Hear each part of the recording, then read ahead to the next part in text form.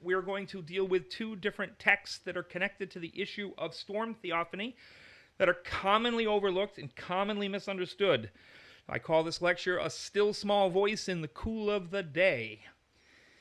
People will hate me after this lecture.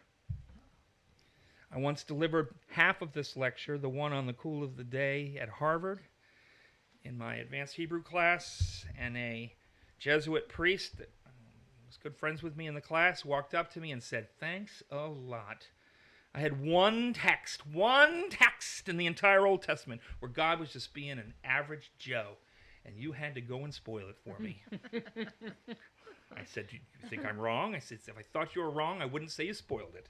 I said, "Okay, so we're agreeing." The one that most people will be upset with me about is this idea of the still small voice.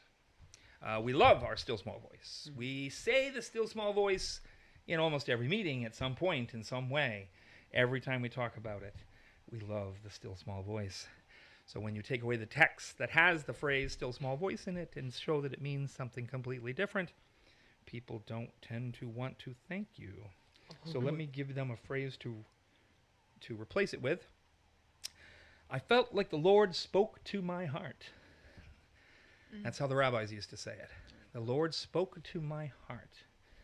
But we're going to deal with this phrase. So let's go ahead and get started. So let's read our texts. Genesis chapter 3, verses 1 to 13.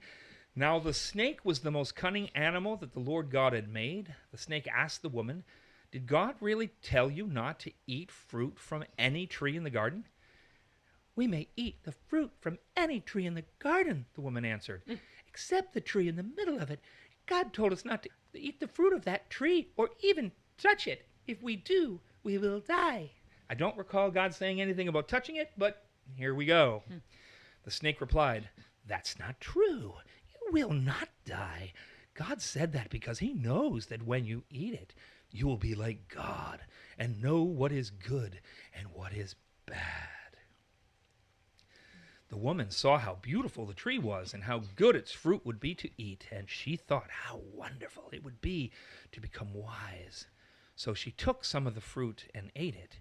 Then she gave some to her husband, and he also ate it. As soon as they had eaten it, they were given understanding and realized that they were naked.